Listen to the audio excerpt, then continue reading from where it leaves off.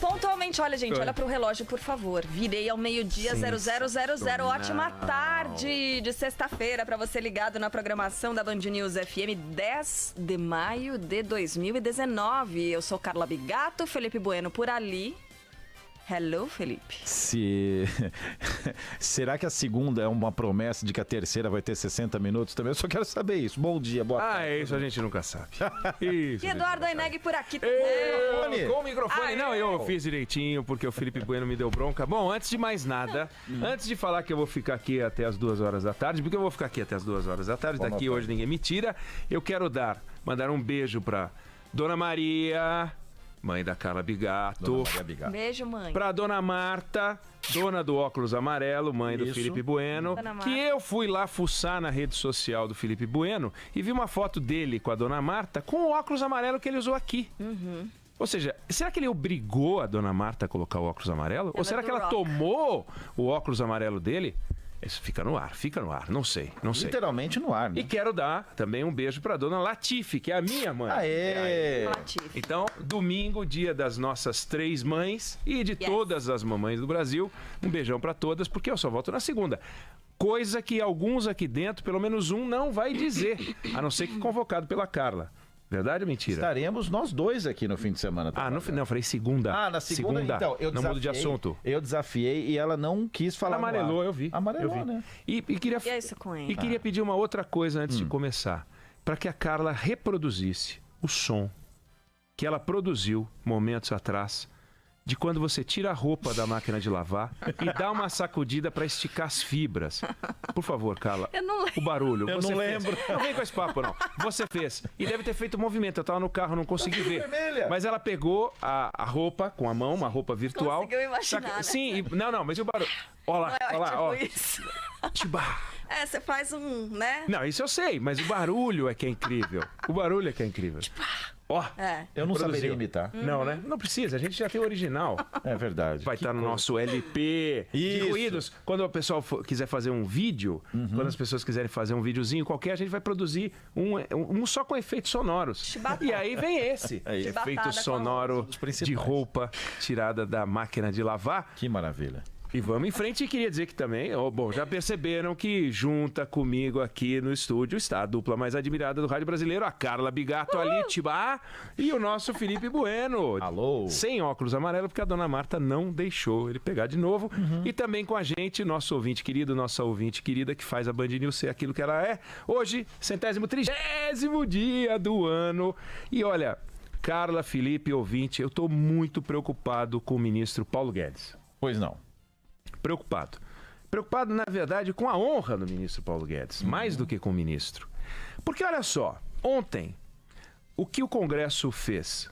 Pegou o COAF, que é aquele órgão que acompanha as operações financeiras, e disse o seguinte: a medida provisória do governo que passou o COAF da Fazenda para a Justiça tem que voltar para a Fazenda. Aí teve um movimento de isso é um absurdo, isso é um absurdo, isso é um absurdo. O Carlos Bolsonaro postou na rede social o nome e a foto de alguns deputados que votaram para que o COAF fosse para a Fazenda. Aí fiquei pensando, mas deixa eu entender uma coisa. O ministro Paulo Guedes, ele comanda o Banco do Brasil. Ele comanda a Caixa Econômica Federal. Ele comanda o Banco Central. Ele comanda a Receita Federal. Mas se ele for comandar o COAF, o combate à corrupção neste país está comprometido. Bom, então é contra o ministro Paulo Guedes, contra a honra do ministro Paulo Guedes. Se eu fosse o Paulo Guedes, eu iria fazer uma manifestação qualquer, uma nota oficial, dizendo, olha gente, eu sou limpinho, fica tranquilo, eu vou conseguir fazer o trabalho. Nós estamos num momento delicado do Brasil, em que as instituições estão sendo testadas. Testa daqui, testa do limite dali, testa dali. É o Supremo Tribunal Federal, é o Poder Executivo em várias manifestações, em vários momentos e tal. O Congresso Nacional. Aí o Congresso Nacional fez algo que ele pode fazer. Eu acho uma bobagem ter feito. Vamos tirar o COAF daqui e passar para cá. Só para encher o saco do governo Bolsonaro. Mas fez. Fez porque pode fazer.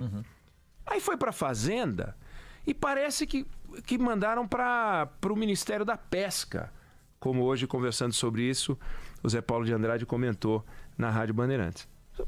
Se mandaram para o Ministério da Pesca, será? É uma coisa tão absurda que assuntos financeiros, movimentação financeira, vá para o Ministério da Fazenda, que agora chama Economia, mas continua a ser a mesma coisa. Não tem nada de errado em o COAF ir para a Fazenda. O lugar do COAF é lá. A gente já falou disso aqui. Houve uma outra mudança. Passaram a FUNAI, que sempre foi da Justiça, assim como o COAF sempre foi da Fazenda, passaram para o Ministério da Damares. Quer dizer, o governo Bolsonaro passou para o Ministério da Damares. E aí o Congresso ontem pegou e jogou na Justiça.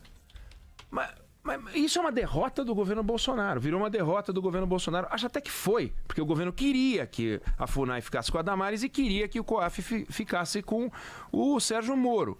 Mas que diferença faz aonde vai ficar a FUNAI? Que diferença faz aonde vai ficar o COAF? Se a FUNAI tiver mantidas as suas atribuições, se o COAF tiver mantidas as suas atribuições, se o Ministério da Cultura, que sumiu, tiver mantidas as atribuições da cultura, só que debaixo de um ministério que tenha o nome que for, que diferença faz? É uma briguinha, uma discussão paroquial, ridícula, desnecessária, mas atinge a honra. Porque disseram que o combate à corrupção depende da permanência do COAF na Justiça. Então, pressuposto Paulo Guedes não é uma figura confiável no combate à corrupção. E isso é muito grave, é mais grave do que parece. Acho que não devia ter trocado. Mas deram para o Paulo Guedes. Agora vem cá, será que a gente não está com uma cabeça distorcida de Estado policial? Será que o Estado tem que ser um Estado policial? Porque o argumento o COAF na Justiça facilita as investigações. O oposto COAF na Fazenda dificulta as investigações.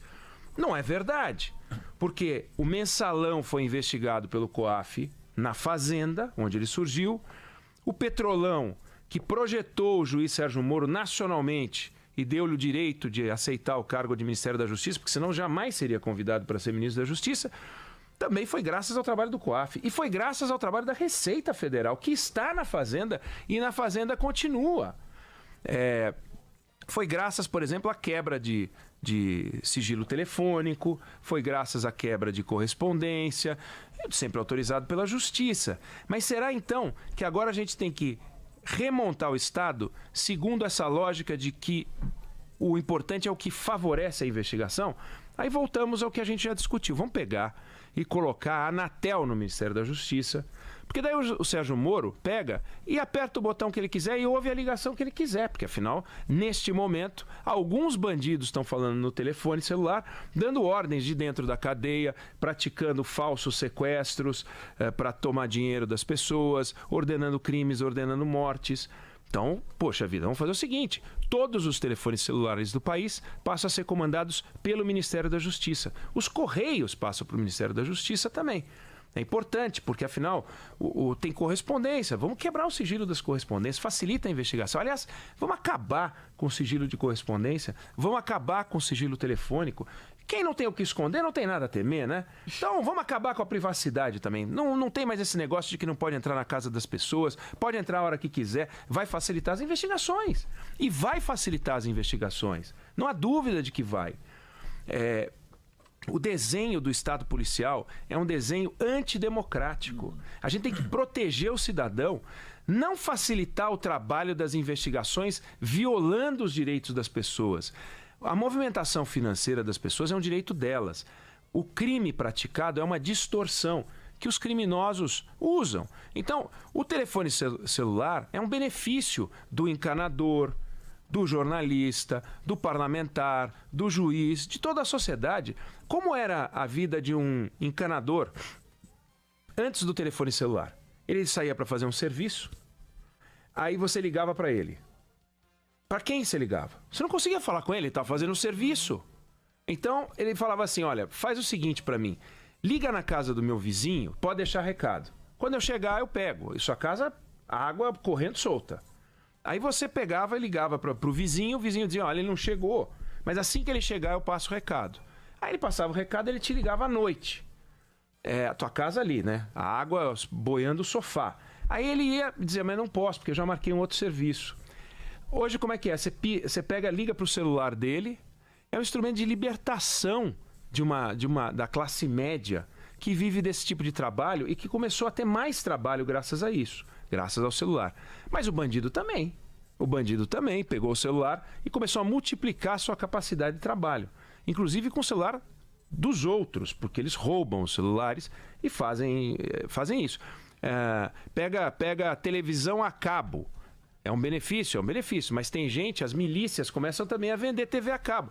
Então, não adianta, a bandidagem se apropria de tudo aquilo que a sociedade tem como benefício. Então nós vamos pegar e montar o Estado para tirar os direitos dos bandidos, que eu acho que tem que tirar mesmo, eles têm que ser presos, mas nós não podemos com isso comprometer os nossos. Se você fizer uma transferência atípica, o que é atípico? Algo diferente daquilo que você faz normalmente vai aparecer nos algoritmos dos computadores do COAF.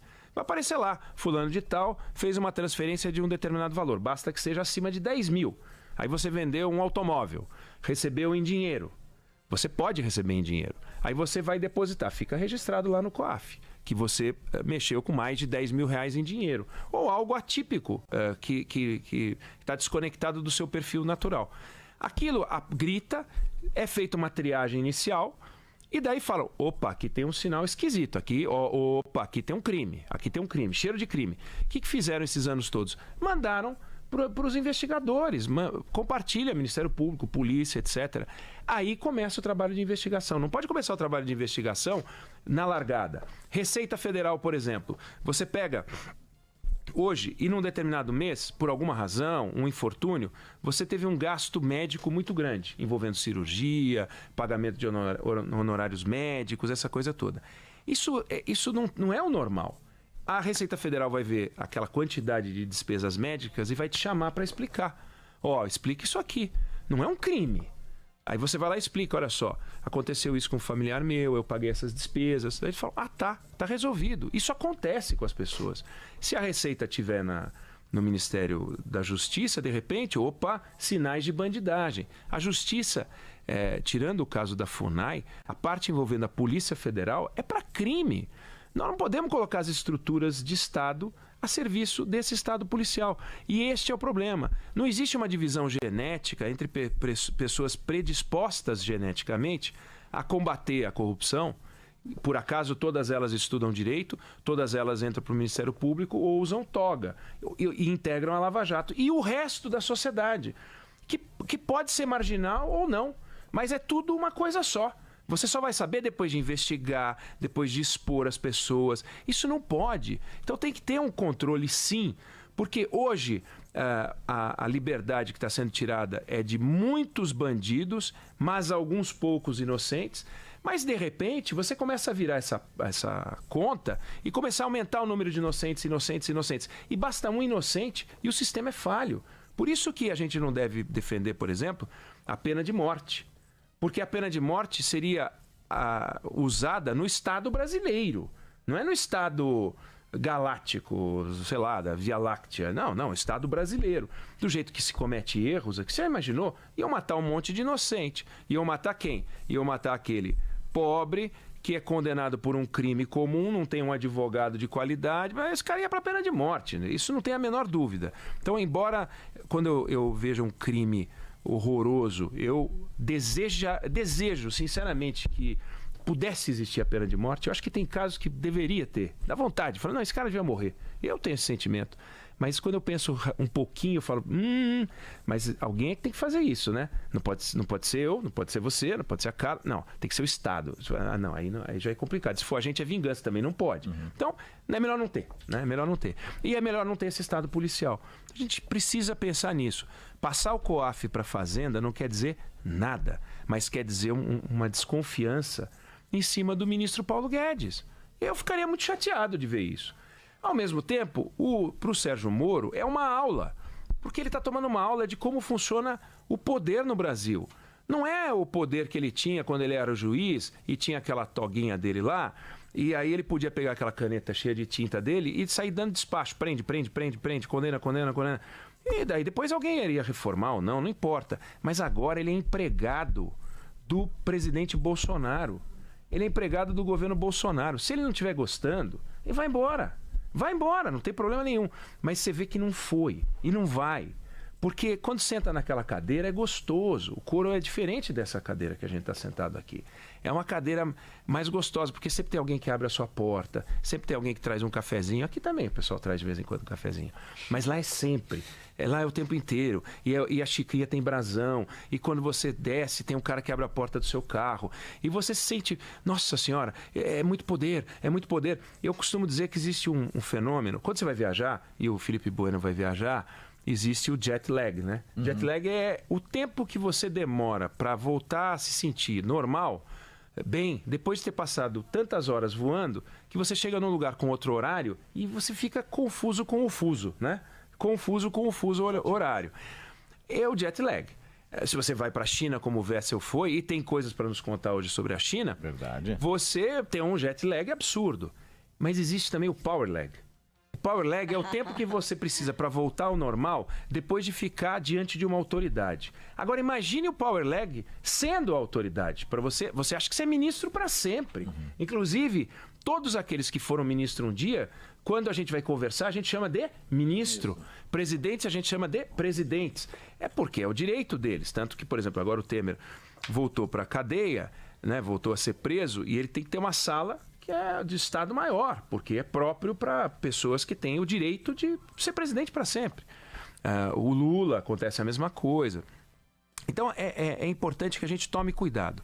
O Estado policial foi testado ontem e o Estado policial disse que perdeu e o Congresso falou não é uma luta disso, não. Nós estamos reordenando as estruturas do Estado. Acho que não deviam fazer, acho uma bobagem o Congresso se meter nisso. O presidente da República tem que ter o direito de organizar o seu governo como bem entender, desde que não elimine, vou fechar o COAF, vou fechar a FUNAI, vou acabar, não vai mais ter, ninguém vai cuidar de índio, ninguém vai, aí ele pode ser ou usar a camisa, ou alguém botar uma camisa de força, ou ser empichado, isso é outra discussão. Mas ele trocou de endereço, não faz a menor diferença. Ok, não deviam fazer, mas fizeram.